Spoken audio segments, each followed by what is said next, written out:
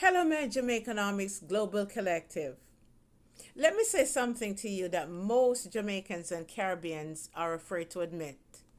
You're not afraid to go back to Jamaica or the Caribbean. You're not afraid to go back at all. You have worked 20, 30, even 40 years abroad, right? And now, you know what is happening?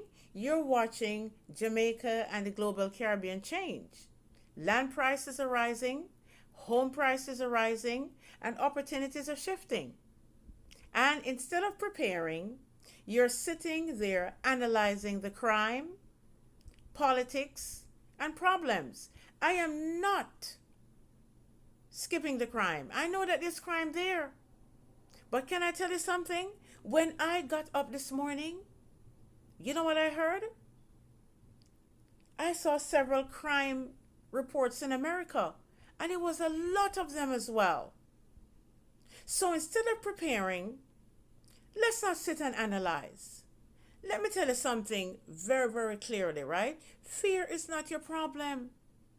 Lack of strategy is. Because guess what? The people who are winning right now in Jamaica and the global Caribbean, the diaspora who are winning, is the one who are looking to solve the problem. They're not waiting for perfect conditions.